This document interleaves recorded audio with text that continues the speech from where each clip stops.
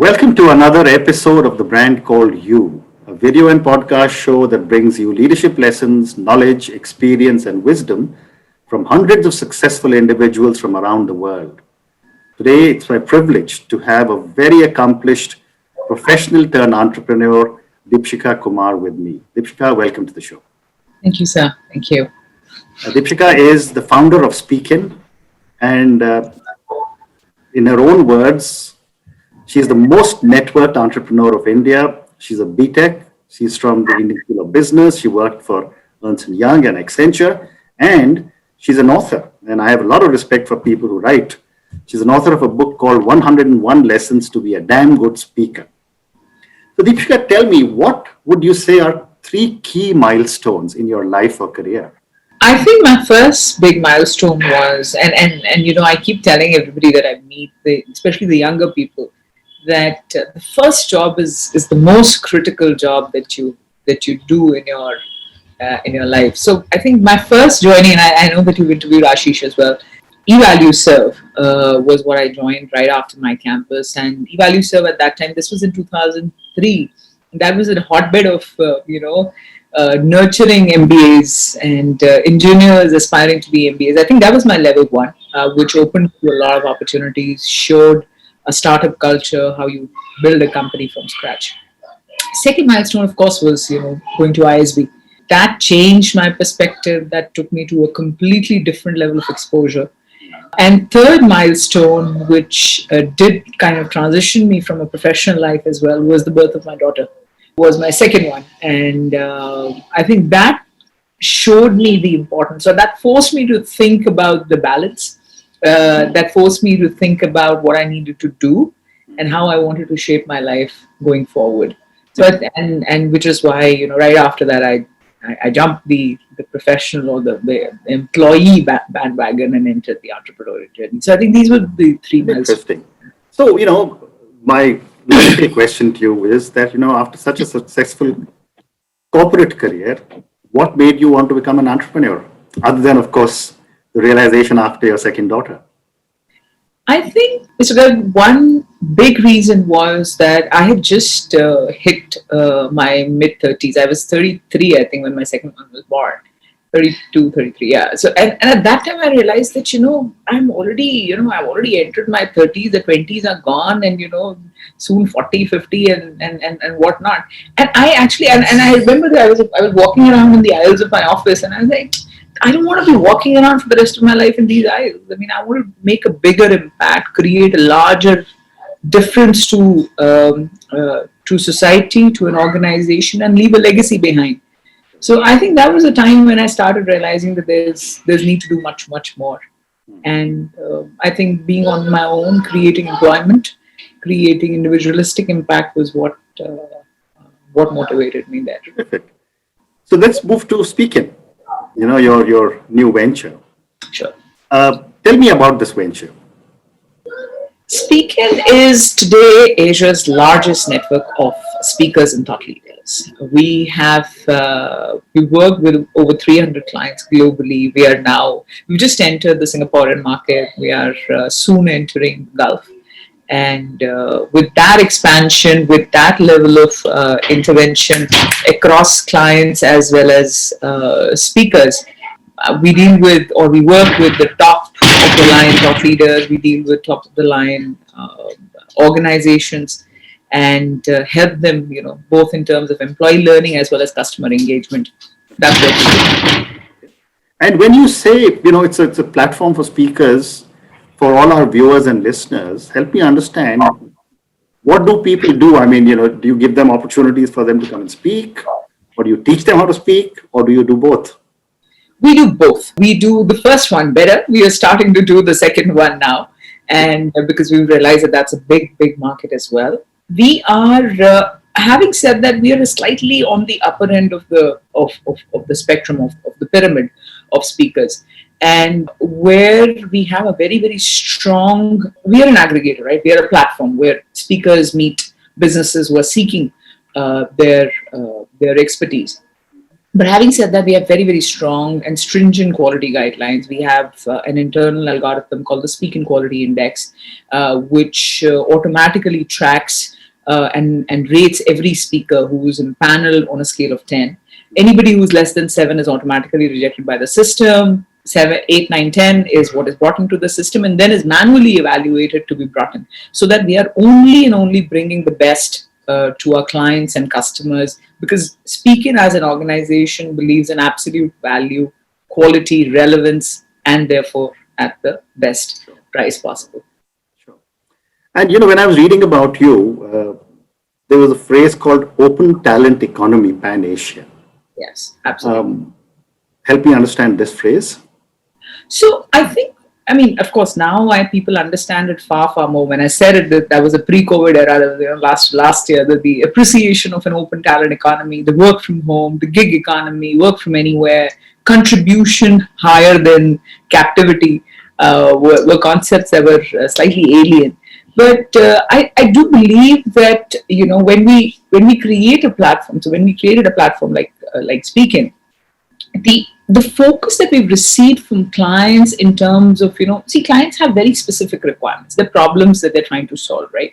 And they need very case and point solutions as well.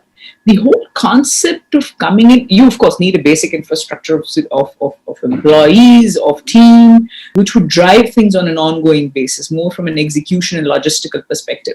But the thinking, envisioning, directing could happen at a point of time, and then you work about executing that. So that execution, that thinking, that thought leadership, I believe could happen in a very open manner, could happen in a very non-captive environment where you don't need to own the talent. You just need to bring in the talent, execute, get the understanding in place, and then move with your internal team. So that is what I meant by the open talent economy, and which is what we wanted to create with SpeakIn.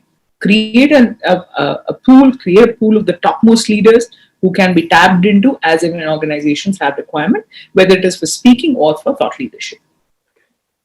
And you mentioned that SpeakIn is the world's largest platform for speakers. Asia's largest right now. Asia's largest. So my question to you is, what makes a good speaker, and can you learn to become a good speaker? Absolutely, you can learn to make a good speaker. Second, I was talking at another forum a couple of days back, and they asked me, who's a speaker? Everybody is a speaker, right? All of us speak. All of us speak to influence, to share, to be interpreted, to communicate. I think, to me, a good speaker is one which has command on the content, which is able to effectively communicate that content. And third, brings credibility on the content that the person is talking about, either by virtue of experience or by virtue of having been there, done that, or by virtue of education or acquired knowledge. So it is absolutely not about your accent. It is not about how well you speak English. It is not about how well you dress up. I've seen people in all kinds of shapes and forms who are fantastic speakers. The only thing that differentiates them is that they speak from their gut. They speak from a position of absolute credibility. And that is what makes them effective. Fantastic.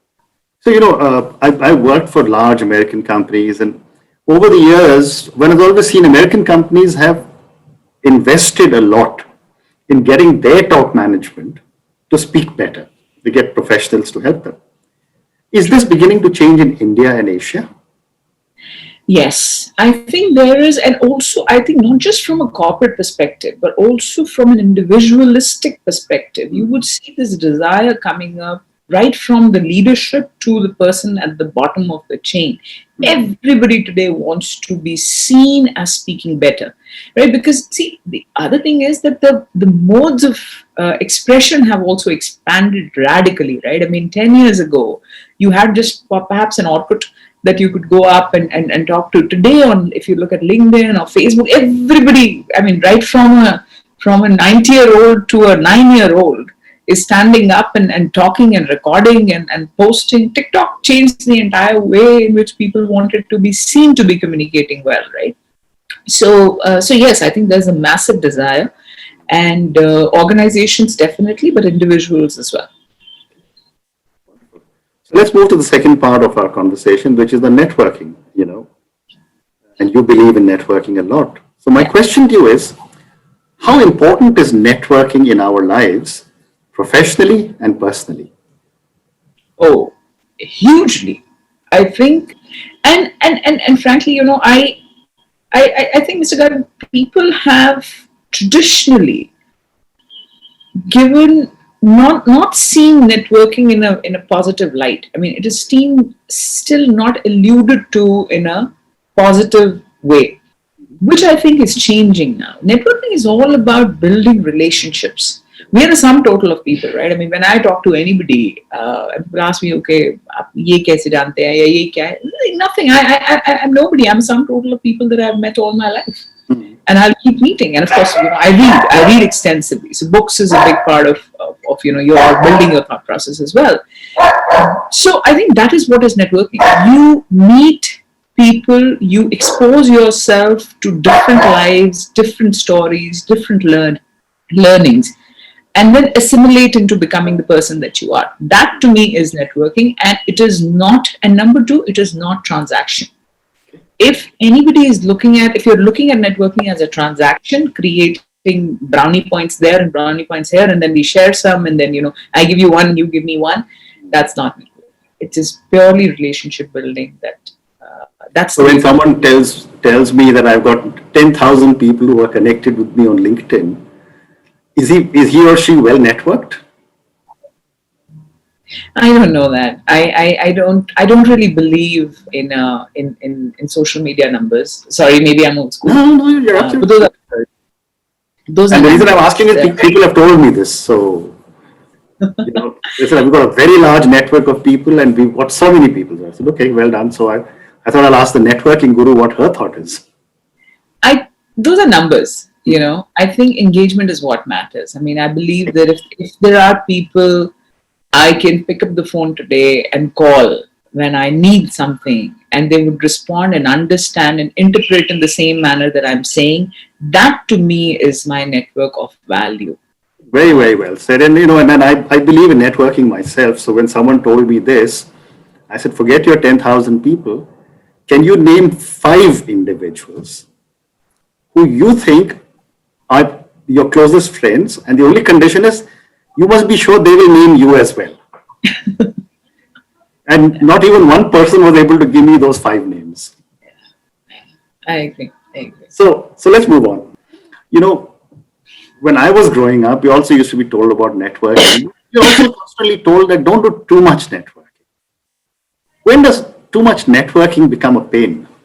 See, too much networking kya hota hai? Too much networking hota hai, in my parlance, it is not about 10,000 or 10 million followers. I think too much networking is when you stop having the bandwidth to add value to people that you are connected to. And I've realized that in my life. I mean, for example, about a month or two ago, and it's very interesting that you asked this question now. In fact, so I realized that my scope, my phone rings non-stop. My WhatsApp on an average has about 500 unread messages. And WhatsApp, I'm referring to WhatsApp, not LinkedIn, because those are people who are directly connected to me, right? I mean, but then I realized that if I'm not able to, and when I'm not able to respond to people, I don't understand that concept of not picking up calls and not respond, unless you are in an emergency. That's a separate issue. But I don't understand that concept at all. Because if you do not have time for people that you're connected to, you're in a wrong place. Or you are doing something dramatically wrong with your productivity and efficiency. So I think that is the point where I would stop, or I would work on delegating. And I did do that. I mean, I put in mechanisms. I brought in a person who's now my chief of staff, and so that I can at least balance out. There are things that the people, there are the situations which need me, and there are situations which need a solution from me. So that solution can happen from someone who knows me and who's able to execute those things. But where I'm needed, I should be able to effectively help. So that is a point where I would take a pause, think, am I being of value to my network? Am I available to them at the time that they need me at? One more question for you on networking. And, a lot of people ask me and this question, that at what stage of one's life should you start to actively network? Oh, as soon as you can start talking. I tell both my children, I keep asking them, how many friends do you have? Are you talking? Are you talking to your teacher? Is your teacher your confidante? Are you networking to are you talking to your friends' mothers, for example? How well do you know your didis? How well you know your neighbors? How well you know your relatives? That to me is networking. Networking is as simple as taking interest in people around you, understanding them, understanding their pain points, number one, and then doing what you can to support if you can. That's the only mantra of networking. If you don't have that one, understanding you, if you don't have the appreciation for other person's life, you can't network. It is not about having business cards. I don't have any Rolodex. I don't have any repository of business cards. I don't even carry my business cards to most of the meetings that I go to. I don't ask for business cards. People give it to me. I find it funny, actually. I want to know the person. If you know the person behind the card, that is a relationship that you're cultivating, which will carry you for the rest of your life. Well said. Well said. So let me move to the next part, and I asked this from many of my guests, but I certainly asked a question on gender balance to all my women guests. Corporate world, entrepreneur, successful woman entrepreneur. Gender balance is being talked about all over the world. It's come to India more recently. Yeah. What are your thoughts on how this imbalance can be corrected faster? I think, and again, I have a slightly contradictory view on this, and not a populist view. I have two daughters, and I'm the only child of my parents' daughter. But I think it is. I have in my 17 years of career, on my face, I have not faced gender bias. And that is because I believe because I have not entered into a meeting or a client situation like a woman. I have entered like a professional. Leadership challenges, professional challenges, same for all of us. What you need to, however, create, and where I've probably been lucky, is that I have created, I've received a support mechanism which probably is missing. My husband has been exceptionally supportive. I did my MBA after I got married. I started entrepreneurship after I had 2 children. But I've received all the support that I can. But I received it because I showed the will, the grit, the determination, and took the first steps on my own and showed them, traveled a fair distance and then said that this is what I want to do. And as long as you make sense, as long as you are willing to work hard and get to a certain level within the constraints, people will rally. I don't see why people who love you, who care for you, will not rally behind you when you genuinely believe in something. So my view on gender biases, you as women need to get out, first of all, out of that frame of reference, see yourself as equals, and then march ahead. Nobody is going to stop you. Nobody can stop you. And so if somebody's stopping you, that's not the place for you to be in the first place anyway. Move away. Well done. Well said. So let me move to the last segment of our conversation, with some questions for you personally. Sure. My first question is, what does success mean to Deepshikha? Success means that I am able to help as many people as possible, tangibly and intangibly, of all shapes, forms, sizes, statures, and more. That's success to me. And my next question is that, you're doing so many amazing things, not just in India, but everywhere else, in other parts of the world. Where do you draw your inspiration from? Multiple places. I'm very lucky to be surrounded by very accomplished people from different walks of life. So I think those are the people that I take inspiration from. And second inspiration I take is from my children. When I look at them, I want to leave a massive benchmark for them to live up to and go beyond. in whichever field they go to. I mean, they don't necessarily have to do what I'm doing, but whatever they do, they need to know that there was a lot of hard work and grit that went into making it, and they need to work hard as well and achieve, get somewhere. Well said. My next question is, how do you set your own personal or professional goals? I don't. I'm a very that's the worst thing about me. I don't set goals at all, and I think my investors go completely bizarre about that. That you have no plans, you have no goals, you just roll along. Goals are for the organizations. As an organization, we do set goals. Personally, I don't. I just roll along. As long as I'm happy doing what I'm doing, as long as my employees, my people, my stakeholders are happy, satisfied, and have something exciting to work and look towards, that's enough for me. I don't really set goals. Wonderful. My next question is that if you, Deepshikha, were a role model to millions of children who closely followed you and your life choices, what is the one thing you would change in yourself? I would adopt more healthy habits, physically healthy. I don't exercise at all. The work from home bit has been very, very difficult, very, very, very tough for me. Physically, there's been a lot of stress. And sitting on the chair 24/7. I start very, very early in the morning. I end past midnight sitting on this chair. I want to change that. I think you need to pay attention to your body before it starts giving you very clear signals. Very good. And my last question to you, I come back to the pandemic, which seems to have changed lives for everybody around the world. How are you rethinking your life in a new world order? I think I have preponed some of the aspirational things that I wanted, and that's what I've done. I think there's more unpredictability, so don't put off things. If you want to act, you do tend to. As an entrepreneur, of course, you're very impatient and you want everything done as of yesterday. But there's some things that you overthink, especially partnerships, for example, aligning with people. I think those partnerships have started taking more aggressive plunges and less calculations and more action is what I have what I'm looking to change. Thank you so much. It's been such a pleasure speaking to you, and I wish SpeakIn and you lots of success. Thank you very much, sir, for inviting me. It's such a pleasure to be here. All the best.